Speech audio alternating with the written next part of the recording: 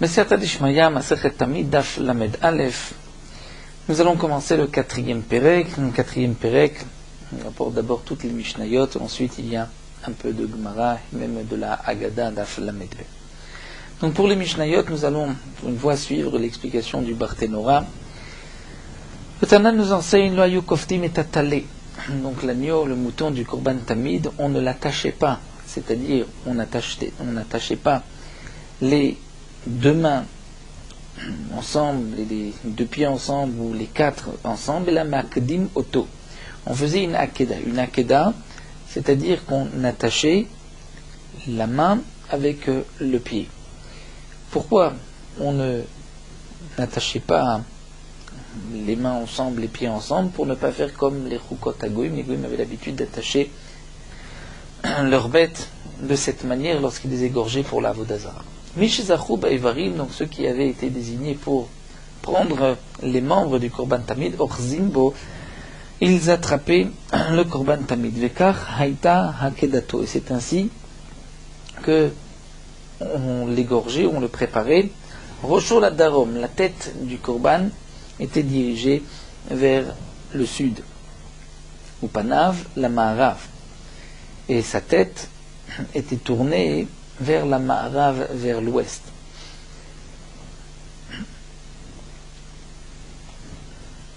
Ashochet, celui qui faisait la Shrita, Omed Bamizrach, lui était debout du côté est, Upanav la Ma'arav, et il était face au Echal, face au Kodesh HaKodashim, donc face au côté ouest.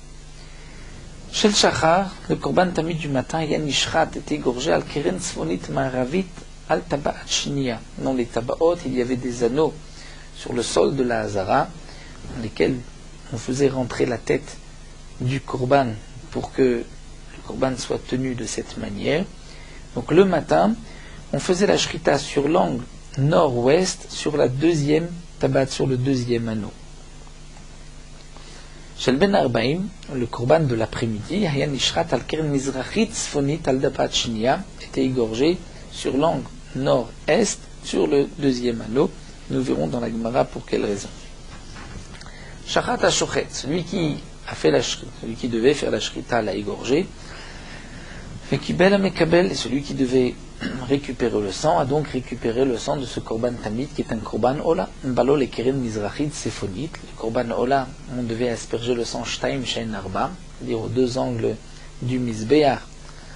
Shtaim, on aspergeait, on jetait du Keli en bas du Mizbeach, et le sang atteignait deux côtés du Mizbeach. Donc on se rendait d'abord à l'angle nord-est, Mizrachit Tzfonit, Venoten Mizrachat Tzafona. Et le Kohen donc devait jeter un récipient, le sang, et le sang devait toucher le côté nord et le côté est du Mizbeach. Ensuite il se rendait Ma'aravit de Romit, du côté sud-ouest, Venoten Ma'aravat de Roma, il jetait le sang dans cet angle-là, et le sang devait donc toucher le côté ouest et le côté sud du Mizbeach. Donc les quatre côtés du Mizbeach avaient reçu du sang. Chez Adam, les restes du sang, Haya Shofer, il versait Al Yesod des Romites sur la base du Mizbeach du côté sud. Lo Haya Shover bo et regel. Il ne fallait pas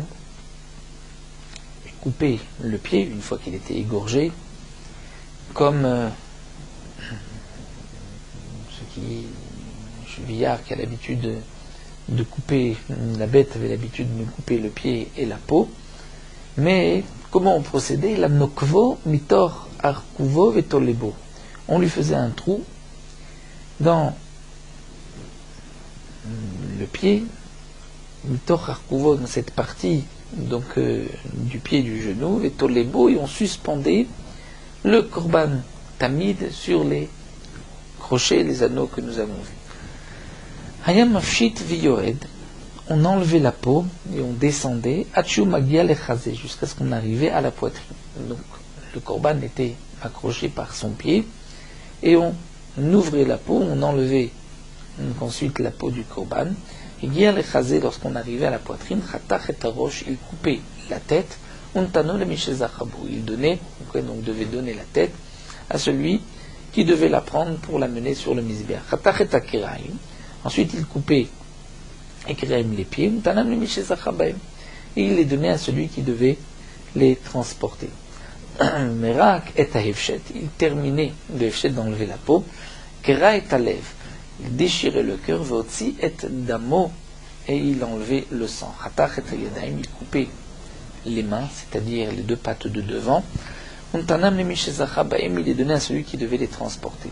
Allah les régala imanit, ensuite il remontait côté du pied droit. Chatra, il coupait le pied. Untanam le Mishezacha Baem, il donnait ce pied à celui qui devait le porter. Ushte Betsimima, avec les deux testicules de la bête, avec ce pied-là. Kerao, ensuite il déchirait le korban, veninsa kulo galoui lefanav, et le korban était entièrement ouvert devant lui. Natal et tapeder, il prenait la graisse, ntanoal bet shkita tarosh milema alan, et on le posait sur la tête, c'est-à-dire à l'endroit où on avait fait la shrita. Donc la tête était tournée vers,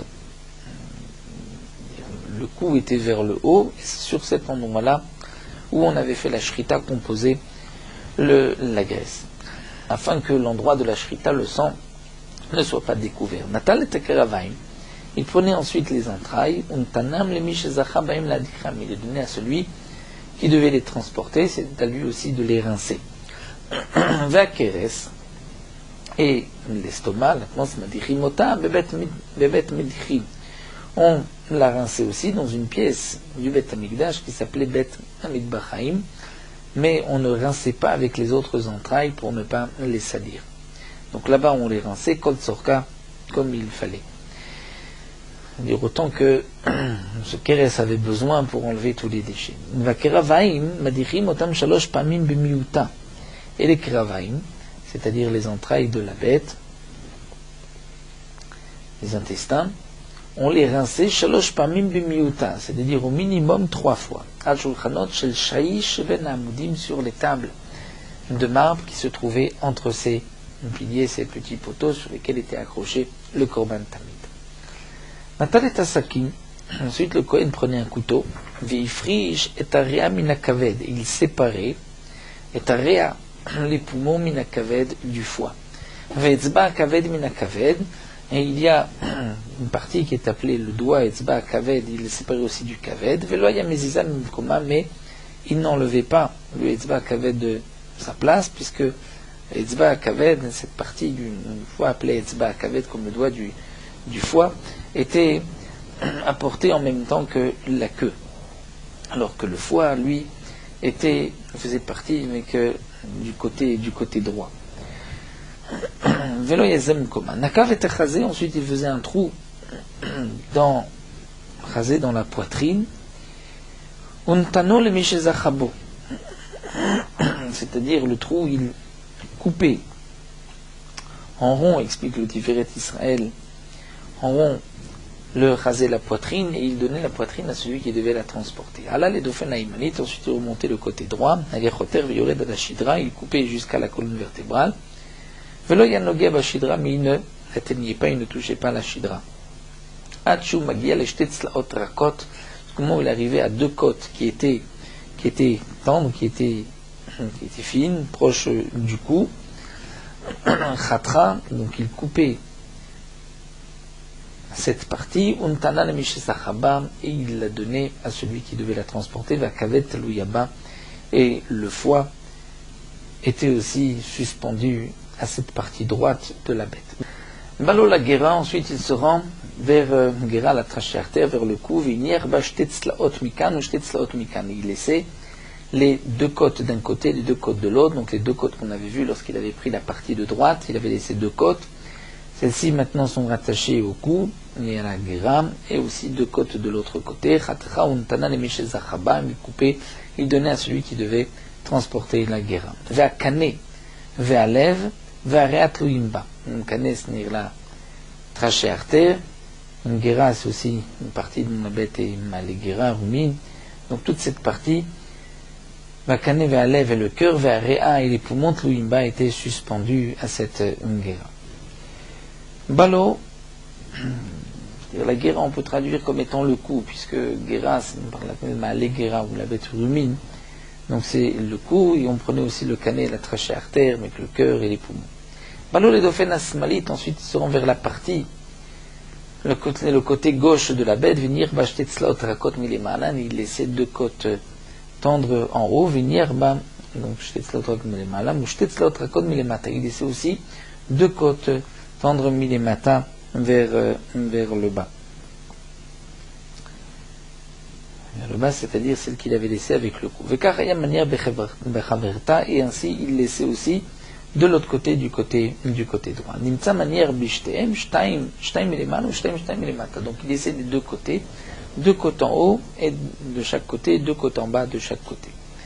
Khatra, il l'a coupé, il donnait à celui qui donc devait prendre cette deuxième partie, ce dauphin smali, Vashidraima, avec la colonne vertébrale, avec Vatrol Talouiba, la rate était aussi suspendue à cette partie, Viaïta Gedola, et elle était plus grande cette partie que la partie de droite, et la Sheliamim Korin Gdola, Shakavet Klouyaba, mais la partie de droite était appelée Gdola, grande, pourquoi? Puisque le foie était suspendu à cette partie-là, qui lui ne faisait pas partie du dauphin, c'est pour cela que c'était appelé Gdola.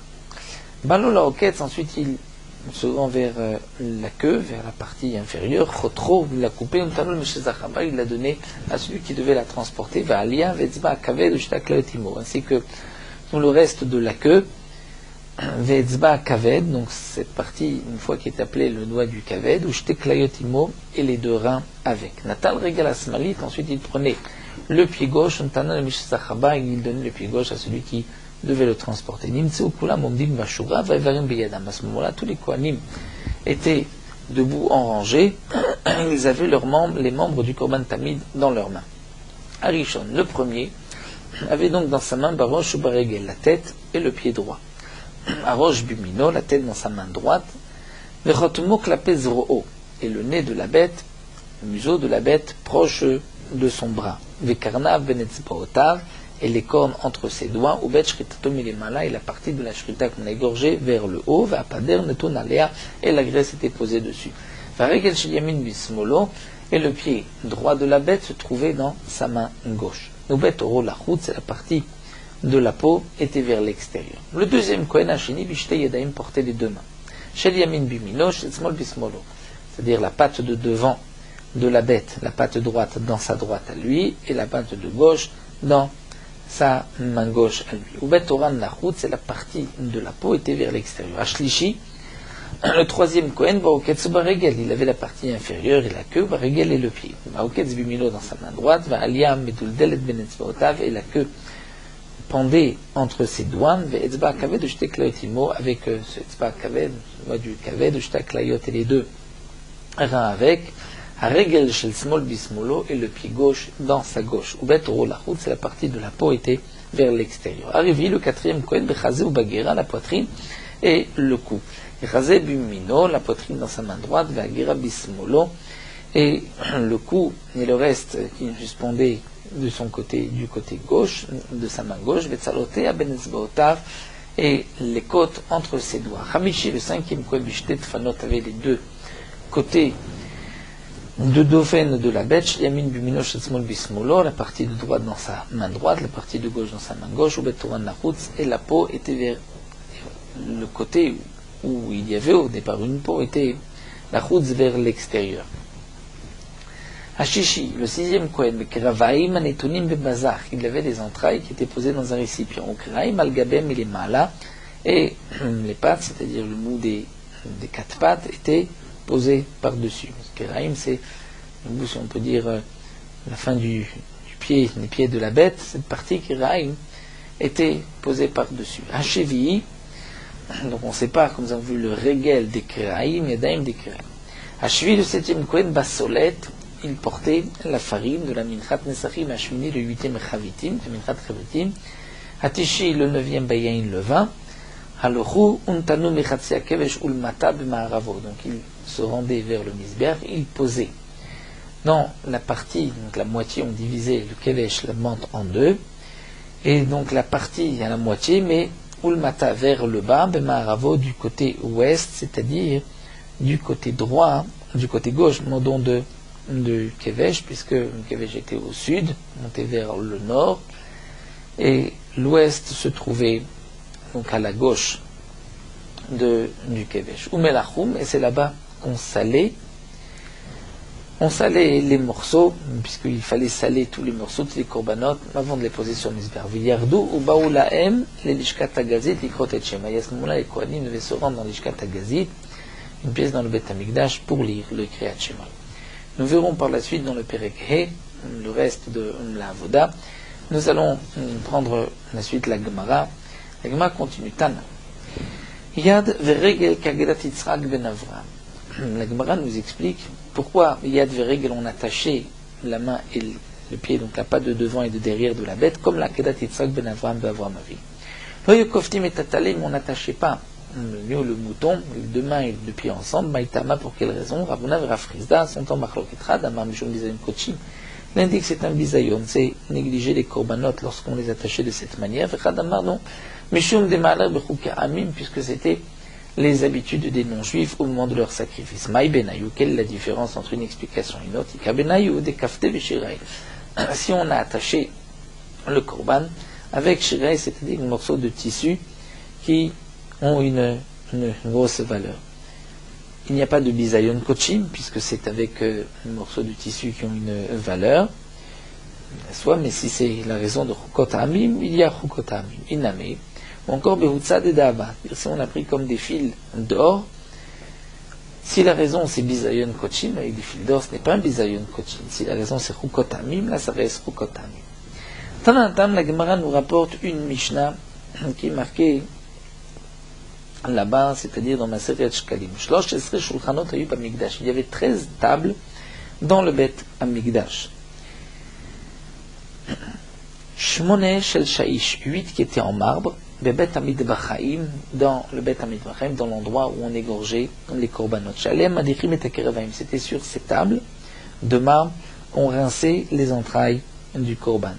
Shtaim Bemarava Shel Kevesh, il y avait 2 tables à l'ouest de la pente, Echad Shel Shaish, une table en marbre, Echad Shel Kesef, et une autre en argent. Al Shel Shaish Notim et Taïvarim, sur la table qui était de marbre, on posait les Evarim, les membres, et Al Shel Kesef, et sur la table qui était en argent, Keli Sharet, les ustensiles. Ube Ulam, et dans le Ulam, d'ailleurs, avant le Echal, Shnaim, Mibifnim, il y avait 2 tables à l'intérieur. Al Petach Abayit, sur l'entrée du Echal, Echad Shel Kesef, Echad Shel Zahar. Une table en argent et l'autre en or. Le Bach lui dit une table en marbre et une table en argent, en or. Une table en marbre et une table en or. Al Shel Kesef, ou d'après le bar, sur celle qui était en marbre, Notnim Lechem Apanim Biknisato. On mettait le Lechem Panim avant de le rentrer et le poser sur le Echal. Val Shel Zaav Yitziato. Une fois qu'on le sortait du Echal du Shulchan, le Shabbat, d'après, on posait sur une table en or. Chez Malim Makodesh Velo Moridim, puisqu'on devait monter le jour de Kedusha et ne pas descendre. Donc sur le Shulchan, c'était en or, donc on ne pouvait plus ensuite redescendre et le mettre sur une table en marbre ou en argent. Vechat Shezav Bifnim, il y avait une autre table en or à l'intérieur qui était le Shulchan, Shalav Lechem Apanim Tamid, là-bas qui était posé le Lechem Apanim tout le temps.